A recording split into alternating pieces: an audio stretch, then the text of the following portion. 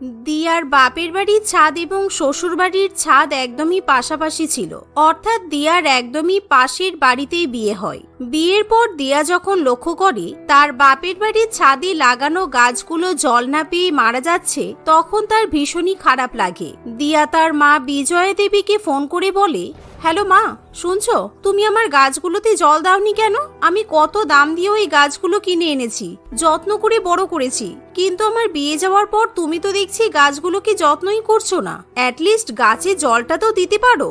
হ্যাঁ, আমি কোমরে ব্যথা নিয়ে 3 তলার ছাদে উঠে তোর গাছে জল দেব।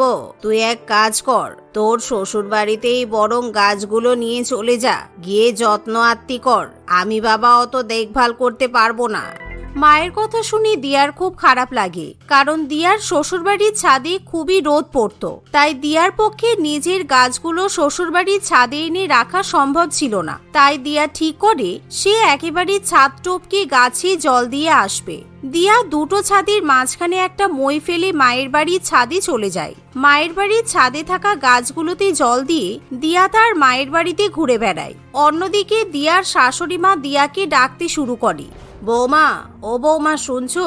তুমি কোথায় গেলে? আরে রান্না বান্না কিছু হলো, খেতে দেবে? অনেক বেলা হয়ে গেল, আমার তো খিদে পেয়ে গেছে। অনেকক্ষণ কেটে যাওয়ার পরও শান্তিপ্রিয়া দেবী কোনো সাড়া শব্দ পায় না। তাই সে রান্নাঘরে গিয়ে দেখে দিয়া সেদিন অর্ধেক রান্নাবান্না করে রেখেছে, যা দেখে সে ভীষণই রেগে যায়। ঠিক এমন সময় দিয়া তার মায়ের বাড়ি থেকে শ্বশুর বাড়িতে ফিরে আসে। রান্না বান্না ফেলে কোথায় যাওয়া হয়েছিল শুনি? আবার বলো না তোমার মায়ের বাড়িতে গিয়েছিলে। দেখো বৌমা, তোমাকে আমি আগেও অনেকবার বারণ করেছি যে মায়ের বাড়ি পাশাপাশি বলে সবসময় সেখানে গিয়ে বসে থাকা যাবে না। আমি তো ছাদ দিয়ে গিয়েছিলাম, মায়ের সামনে দিয়ে তো যাইনি। সুতরাং আমি যদি মাকে মিথ্যা কথা বলি তাহলে মা কিছু বুঝতে পারবে না। দিয়া মনে মনে এই ভেবে বলে, মানে আমি তো ঘরেই ছিলাম, আসলে একটু ঘুমিয়ে পড়েছিলাম। তাছাড়া আমি মায়ের বাড়ি যাব কি করে? আপনি তো সামনেই বসেছিলেন, আমি কি আপনার সামনে দিয়ে বেরিয়েছি? আপনি সবসময় শুধু আমার মায়ের বাড়ির নামে দোষারোপ করেন। এমন কথা শুনে শান্তিপ্রিয়া দেবী আর কথা বাড়ায় না। দেখতে দেখতে এভাবে আরো 2-1 দিন কেটে যায়, কিন্তু দিয়ার বিয়ের পরও নিজের মায়ের বাড়িতেই মন পড়ে থাকে। তার উপর দিয়ার শ্বশুর বাড়িতে কোনো ওয়াইফাই কানেকশন নেই, কিন্তু দিয়ার মায়ের বাড়িতে ওয়াইফাই কানেকশন আছে। তাই দিয়া বেশিরভাগ সময় এখন তার শ্বশুর বাড়ির ছাদে দাঁড়িয়ে থাকে, যাতে সে মায়ের বাড়ির ওয়াইফাই কানেকশনটা ব্যবহার করতে পারে।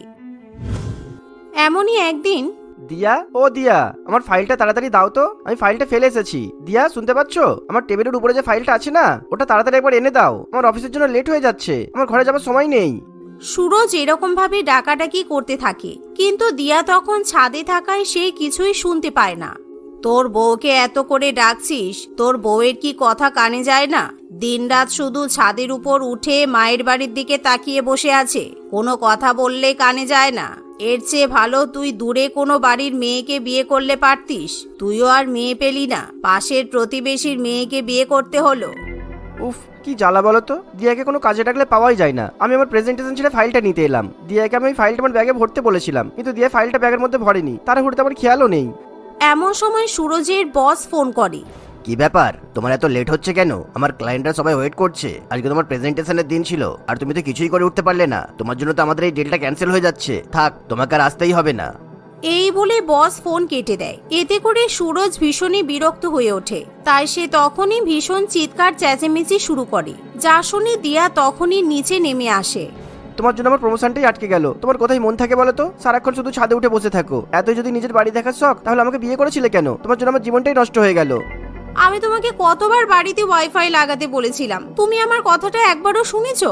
আমি ছাদে উঠে বসে থাকি কারণ আমার বাড়ি থেকে ওয়াইফাই এর কানেকশনটা ভালো পাওয়া যায়। ঘরের মধ্যে বসে থাকলে মায়ের বাড়ির ওয়াইফাই কানেকশন পাওয়া যায় না। তুমি বাড়িতে ওয়াইফাই লাগিয়ে দাও, দেখো তারপর আমি কতক্ষণ ছাদে উঠে বসে থাকি।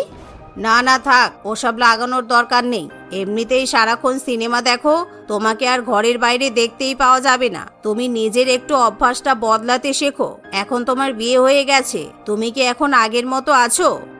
শাশুড়িমা এবং স্বামীর মুখে এরকম কথা শুনে দিয়ার খুবই খারাপ লাগে, কারণ দিয়ার মনে হয় বিয়ের পর সে হয়তো নিজের স্বাধীনতাটাই হারিয়ে ফেলেছে। দূর বাবা, একটু ছাদে উঠবো তাই নিয়েও এদের সমস্যা। সবকিছুতেই প্রবলেম। এর থেকে ভালো আমি আমার মায়ের বাড়িতে থাকলেই পারতাম। এরকম শ্বশুর বাড়িতে থাকার আমার দরকার ছিল না। যত সব ঝামেলা। এই বলে দিয়া মন খারাপ করে ঘরে চলে যায়। কিন্তু কিছুক্ষণের মধ্যেই দিয়া লক্ষ্য করে ছাদ থেকে তার বাবা চরণবাবু ইশারা করে দিয়াকে ডাকার চেষ্টা করছে। দিয়ার মা যেহেতু বেশি ছাদে উঠতে পারতো না, তাই দিয়ার বাবাই ছাদে গিয়ে দিয়াকে ভালো মন্দ খাবার দিয়ে আসতো। আসলে দিয়া শ্বশুরবাড়ি একেবারে ভেজিটেরিয়ান ছিল, কিন্তু দিয়া মাছ মাংস খেতে খুবই পছন্দ করত। তাই সেদিন বাবার ইশারা পেয়ে দিয়া তখনই ছাদে উঠে পড়ে। এই দেখ, আজকে স্পেশালি তোর জন্য চম্পারন মাটন এনেছি। কেমন খেতে লাগলো বলবি। আর এই কৌটোটায় ফ্রাইড রাইস, চিলি চিকেন আর পোলাও আছে। তুই ছাদে দাঁড়িয়ে দাঁড়িয়ে খেয়ে ফেল। বাড়ির মধ্যে নিয়ে গেলে আবার কেউ দেখে ফেলবে। না বাবা, আমি বেশিক্ষণ ছাদে থাকবো না। ছাদে থাকলেই আমার শ্বশুরবাড়ির লোকজন আমাকে সন্দেহ করছে। তাই আমি এই খাবার দাবারগুলো ঘরে নিয়ে গিয়ে খাবো। তুমি কোনো চিন্তা করো না, কেউ আমাকে দেখতে পাবে না। আমি সাবধানেই খাবো। এই বলে দিয়া খুব সাবধানে টিফিন কৌটোগুলো নিয়ে চুপি চুপি ছাদ থেকে নেমে আসে। কিন্তু ঠিক তখনই তার শাশুড়ি মা তাকে দেখে ফেলে। অন্যদিকে দিয়া সোজা খাবারগুলো নিয়ে রান্নাঘরে যায়। আর সে যখন খাবারগুলো খেতে শুরু করে তখনই শান্তিপ্রিয়া দেবী রান্নাঘরে ঢোকে। ইস বাবা গো, ছি, পুরো বাড়িটা আষ্টের গন্ধে একেবারে ভরে গেল। তোমাকে না কতবার বারণ করেছি বাড়িতে ননভেজ আনবে না। তুমি কেন এই সমস্ত খাবার আমাদের বাড়িতে ঢুকিয়েছো? এই খাবার তুমি তোমার মায়ের বাড়ির ছাদ থেকে নিয়ে এসেছো। নিশ্চয়ই তোমার বাপের বাড়ির লোকেরা দিয়েছে। না না মা, আমাকে কেউ দেয়নি। আসলে এই খাবারগুলো আমি অর্ডার করেছিলাম। ডেলিভারি বয় আমাকে ছাদের উপর ছুঁড়ে খাবার দিয়েছে। আপনারা যাতে কেউ কিছু দেখতে না পান তাই আমি এই খাবারগুলো লুকিয়ে নিয়ে এসেছি। এতে আমার বাপের বাড়ির লোকেদের কোনো দোষ নেই। থাক, তোমাকে আর তোমার বাবা মায়ের হয়ে গান গাইতে হবে না। এই টিফিন কৌটো দেখেই আমি বুঝতে পারছি এটা তোমার বাবার টিফিন কৌটো। তোমার বাবা মা তোমাকে কোথায় শ্বশুরবাড়ির হিসেবে চলতে শেখাবে তা নয়, উল্টোপাল্টা শিক্ষা দিচ্ছে। দাঁড়াও, এখন আমি তোমার বাবার সঙ্গে গিয়ে কথা বলছি। আর ওই ছাদটা আমি সবার আগে আটকাবো। এই বলে শান্তিপ্রিয়া দেবী দিয়াকে অনেক কথা শুনিয়ে দেয়। এমনকি শান্তিপ্রিয়া দেবী সেই টিফিন কৌটোগুলো নিয়ে দিয়ার মায়ের বাড়িতেও যায়। সে টিফিন কৌটোগুলো ছুঁড়ে দিয়ে বলে, দেখুন, আমি একটা কথা স্পষ্টভাবে বলে যাচ্ছি। আপনাদের মেয়ে এখন আমাদের বাড়ির বউ। তাই আমি যেভাবে বলবো আপনার মেয়েকে সেইভাবেই চলতে হবে। আপনার এর পরের বার থেকে যদি ছাদের উপর থেকে আমার বৌমাকে ডেকেছেন তাহলে কিন্তু আমি ওকে আপনাদের বাড়িতে এসেই রেখে যাব। আমি আমার মেয়ের সঙ্গে সামান্য দেখা পর্যন্ত করতে পারবো না। আপনাদের বাড়ি আমাদের বাড়ি পাশাপাশি হওয়ার এটাই তো সুবিধা। আমার যখন ইচ্ছা হবে আমি আমার মেয়ের সঙ্গে কথা বলতে পারবো। এটাই তো সব থেকে বড় সমস্যা। এর থেকে ভালো আপনাদের বাড়ি আমাদের বাড়ির থেকে অনেক দূরে হলে আমি খুশি হতাম। আপনার আর আমার বাড়ি পাশাপাশি বলেই তো বৌমা সারাক্ষণ ছাদে উঠে বসে থাকে। আর ছাদ থেকে আপনারা ওকে এই ননভেজ খাবারগুলো সাপ্লাই দেন। আপনি খুব ভালো করেই জানেন আমার বাড়িতে ননভেজ খাবার আসে না। তাহলে কেন আপনার মেয়েকে এসব খাওয়াচ্ছেন? এমন কথা শুনে দিয়ার বাবা মা দুজনেরই খুব খারাপ লাগে। পরের দিন থেকে তারা আর দিয়াকে ডাকতে সাহস পায় না। অন্যদিকে শান্তিপ্রিয়া দেবী ছাদের উপরে দিয়ার মায়ের বাড়ি এবং নিজের বাড়ির মধ্যে একটা প্রাচীর তোলার ব্যবস্থা করে। মা, আপনি কিসব পাগলামি শুরু করেছেন? আপনি দুই বাড়ির মধ্যে পাঁচিল তুলছেন কেন? এরকম ছাদের মধ্যে পাঁচিল তুললে তো আমার বাড়ির সঙ্গে আপনাদের সম্পর্ক খারাপ হয়ে যাবে। তাই হোক, তাহলে আমি একটু বাঁচি। তোমার জন্য সংসারে অশান্তি লেগেই থাকে। তুমি কেন সারাক্ষণ ছাদে উঠে বসে থাকবে? এই প্রাচীরটা তোলা হয়ে গেলে তুমি আর তোমার বাড়ির ছাদ দেখতে পাবে না। তাই তোমার আর বারে বারে ছাদে ওঠারও প্রয়োজন পড়বে না। দিয়া অনেকবার বারণ করলেও শান্তিপ্রিয়া দেবী তার কোনো কথাই কান দেয় না। কিন্তু পরের দিন থেকে আবার ঝড় বৃষ্টি শুরু হয়। ফলে প্রাচীরের কাজটাও বন্ধ রাখতে হয়। এমনকি প্রচন্ড ঝড়ের মধ্যে দিয়ার শ্বশুরবাড়ির সামনের বটগাছটা ভেঙে বাড়ির মেন গেটের সামনে এসে পড়ে। এমনকি বিদ্যুতের তার ছিঁড়ে যাওয়ার ফলে দিয়ার শ্বশুরবাড়িতে কারেন্টও থাকে না। ওরে বাবারে, আমার পেটে তো ভীষণ ব্যথা করছে। বৌমা, তুমি আমাকে হাসপাতালে নিয়ে চলো। এত পেটে ব্যথা আমি কিছুতেই সহ্য করতে পারছি না।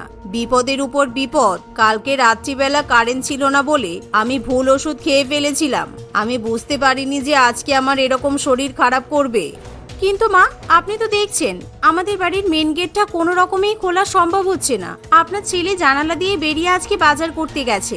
আপনি তো আর আমার মতো আর জানালা টপকাতে পারবেন না। আপনাকে এখন আমরা কি করে হাসপাতালে নিয়ে যাব বলুন তো?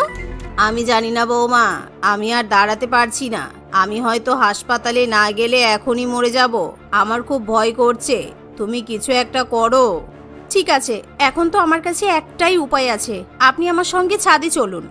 এই বলে দিয়া তার বাবাকে ফোন করে দুই ছাদের মাঝখানে একটা বড় কাঠের তক্তা পেতে দিতে বলে।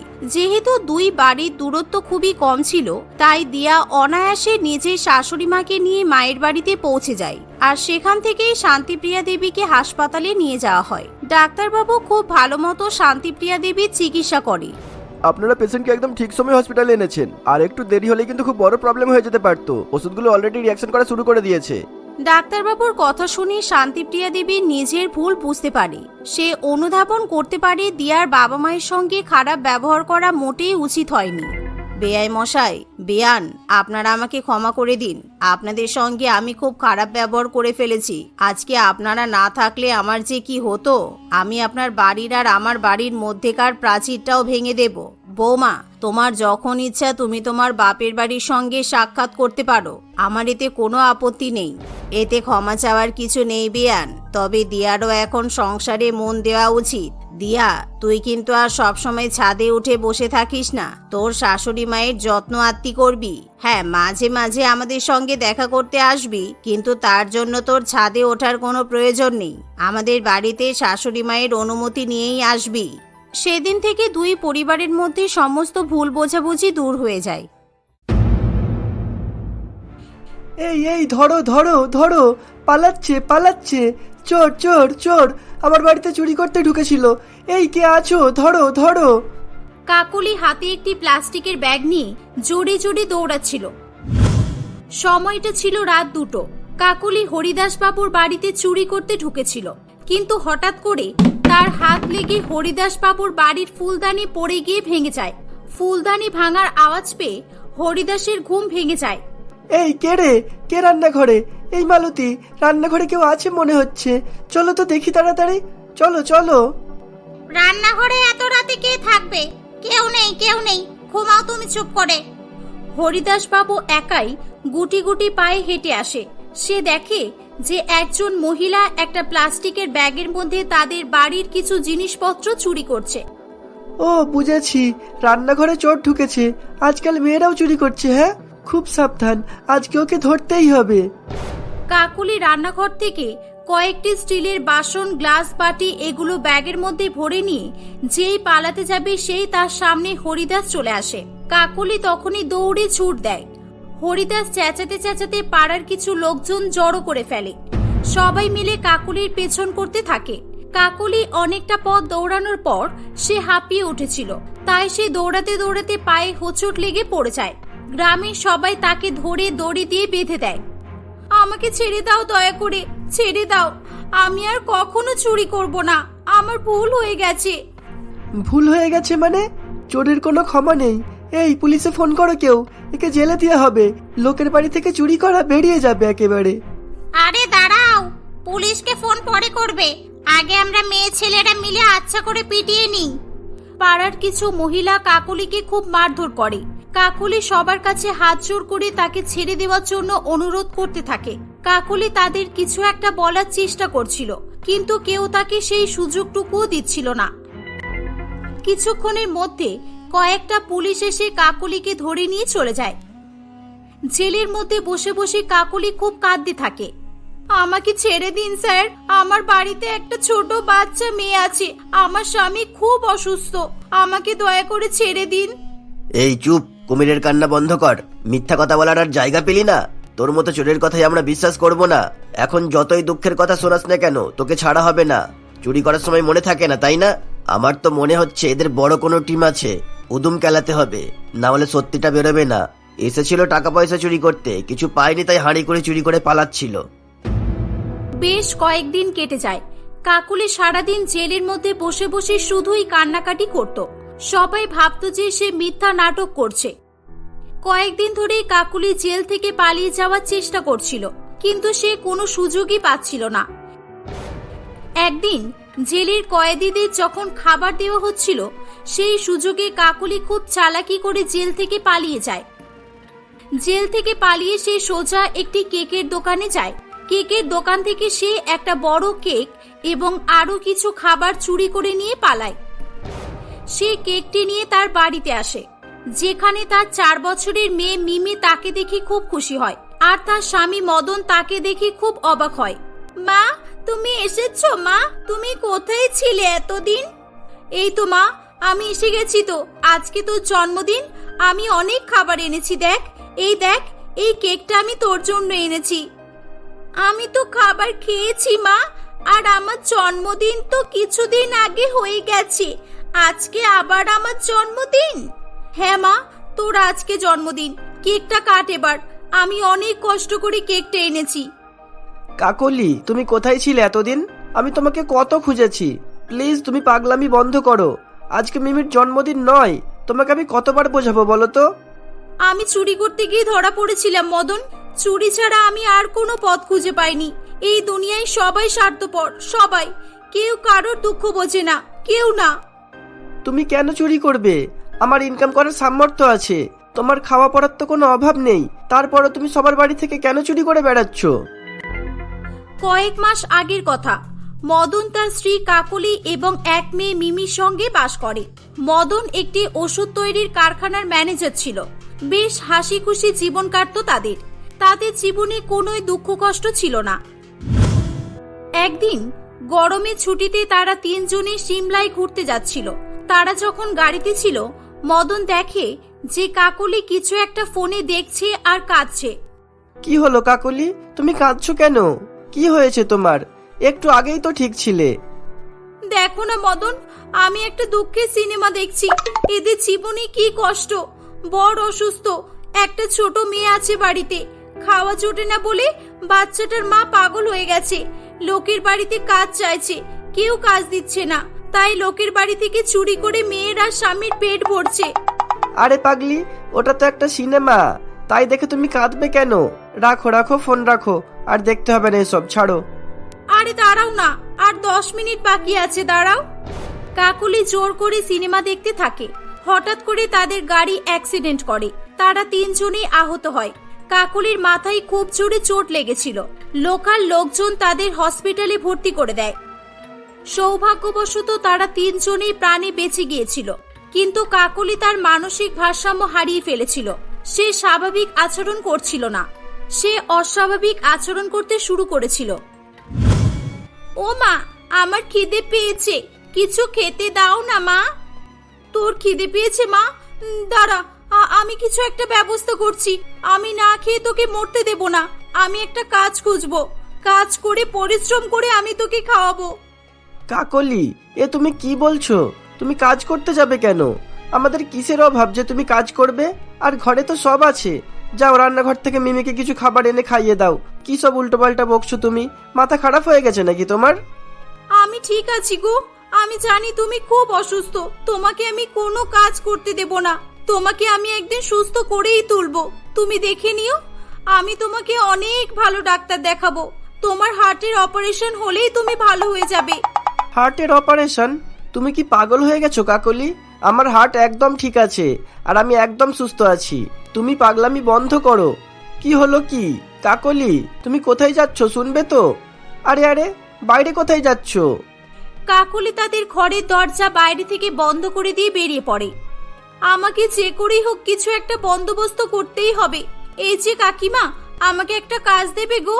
আমার স্বামী খুব অসুস্থ, আমার মেয়েটা না খেয়ে আছে। দয়া করে আমাকে একটা কাজ দাও না গো। এ কি বলছো দিদিমণি? তুমি আমার কাছে কাজ চাইছো? আমি তো নিজেই তোমাদের বাড়িতে বাসন মাজার কাজ করি। তোমার কি হলো গো হঠাৎ করে? তোমরা না ঘুরতে গিয়েছিলে, চলে এসেছো বাড়ি? না, কেউ ভালো না, সবাই স্বার্থপর। কেউ আমাকে কাজ দেবে না। আমাকে অন্য পথ বেছে নিতে হবে। আমি চুরি করব। হ্যাঁ, আমি চুরি করব, না হলে এই দুনিয়ায় টিকে থাকতেই পারবো না। এই বলে কাকলি তাদের এক প্রতিবেশীর বাড়িতে ঢোকে। কি চুরি করব?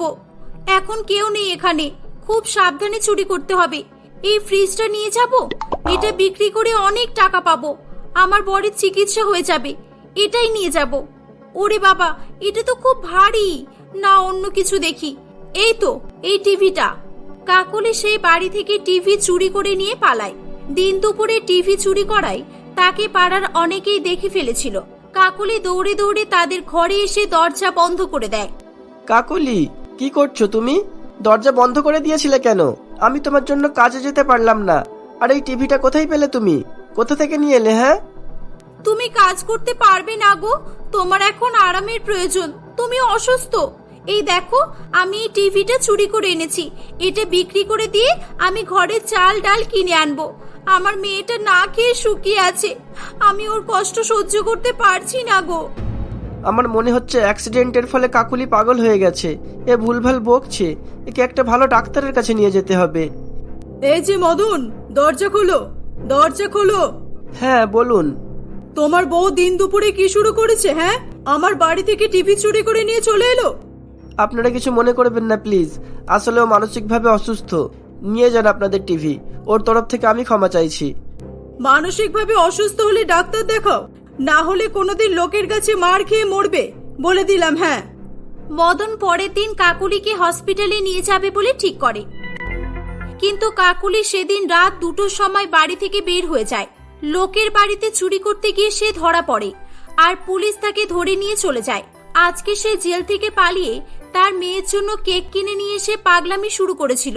কাকুলিকে খুঁজতে খুঁজতে পুলিশও তাদের বাড়িতে আসে। এই জেল থেকে পালিয়ে যাওয়া? হ্যাঁ, এত ভালো ঘর বাড়ি থাকতে চুরি করা? আর তোর স্বামী তো একদম সুস্থ, তুই মিথ্যা বলছিলি তার মানে? না অফিসার, আমার বউ কিছু মিথ্যা কথা বলেনি। ও মানসিকভাবে অসুস্থ। আমি বলছি আপনাকে সব। পুলিশ সবটা জানার পর কাকুলিকে আর জেলে না নিয়ে গিয়ে ডাক্তারের কাছে নিয়ে যায়, কারণ মদনের পক্ষে একা একা কাকুলিকে ডাক্তারের কাছে নিয়ে যাওয়া সম্ভব ছিল না। ডাক্তারটা সবকিছু জানার পর এবং কাকুলির চেক আপ করার পর বলে, সবটাই ক্লিয়ার। আপনার কথা অনুযায়ী আমি যা বুঝলাম, আপনাদের অ্যাক্সিডেন্ট হওয়ার আগে উনি একটা সিনেমা দেখেছিলেন, আর তাই দেখে কান্নাকাটিও করেছিলেন। অ্যাক্সিডেন্টের ফলে ওনার মাথায় আঘাত লাগার পর উনি সব কথা ভুলে গেছেন, আর ওই সিনেমার মহিলার মতো আচরণ করছেন। আমি সিনেমাটাও দেখলাম। ওটাই একজন মহিলা নিজের বাচ্চা অসুস্থ স্বামীর জন্য চুরি করত, ঠিক এরকমই যেমন আপনার ওয়াইফ এখন করছে। আমার ওয়াইফ ঠিক হয়ে যাবে তো ডাক্তারবাবু? হ্যাঁ অবশ্যই, কিন্তু সময় লাগবে, তবে চিন্তার কিছু নেই। কয়েক মাসের মধ্যে সুচিকিৎসার ফলে কাকুলি একদম সুস্থ হয়ে ওঠে। তার সব কথা মনে পড়ে যায়। সে আর কারোর বাড়িতে চুরি করতে যায় না, আগের মতো সুস্থ স্বাভাবিক আচরণ করতে শুরু করে। এভাবে সে তার পরিবারকে নিয়ে হাসি খুশি বসবাস করতে থাকে।